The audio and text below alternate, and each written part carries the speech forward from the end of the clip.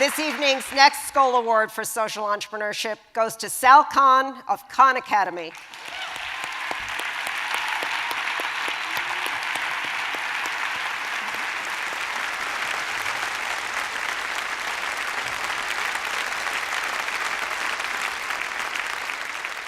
It's a real honor, and following up on what Mushtaq just said, I can tell you sitting next to him is actually infectious.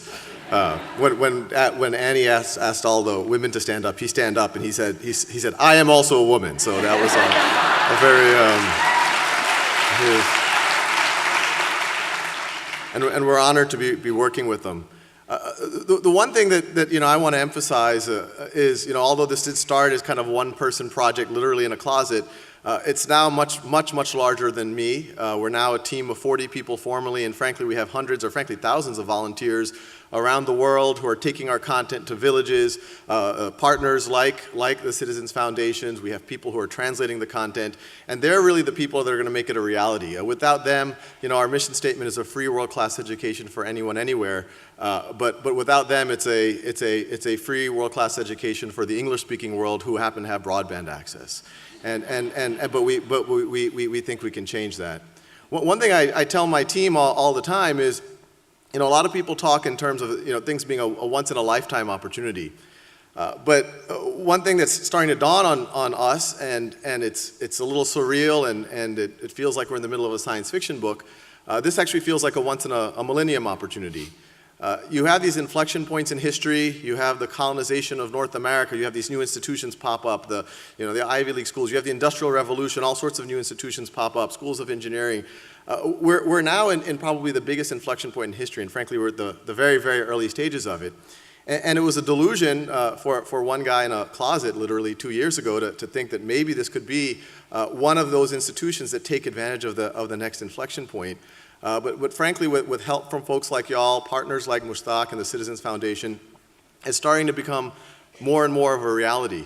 And to just get a sense of it, I used to give talks, and I used to say, one day this might be used in Mongolia. And then a few months ago, we actually got a letter from Mongolia. I was very excited, a young girl named Zaya. And she actually sent a little YouTube video saying, "Hey, I love Khan Academy." She was 15 years old when she sent it. "This is great. I use it for all my studies." And at first I said, "Well, this is great. She must be a middle-class young girl. She has access to a computer and broadband." But then I actually read the text of the email a little bit more carefully. It turns out that there was a group from Cisco Systems in Silicon Valley that they used their own vacation time to travel to Mongolia and set up computer labs with broadband in orphanages in Mongolia. And Zaya was one of the orphans at that school. And that by itself was kind of surreal and crazy for all of us. But then it got even stranger. Zaya she's 17 years old, she's now become our prime producer of content in the Mongolian language. And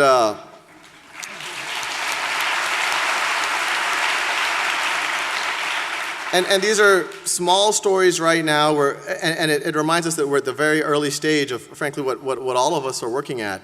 But what's exciting for us at the Khan Academy, and we're partnering with all of you guys, is historically philanthropy has been around looking at what the middle class or the rich have and say, well, that's good, but that's resource intensive.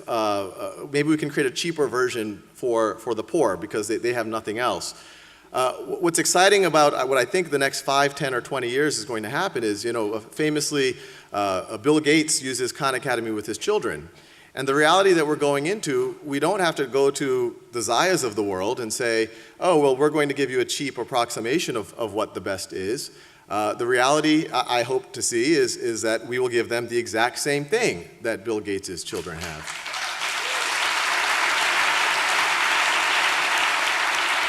And so, once again, a huge honor to be here, and I genuinely believe, I think it's often darkest before the dawn, so to speak.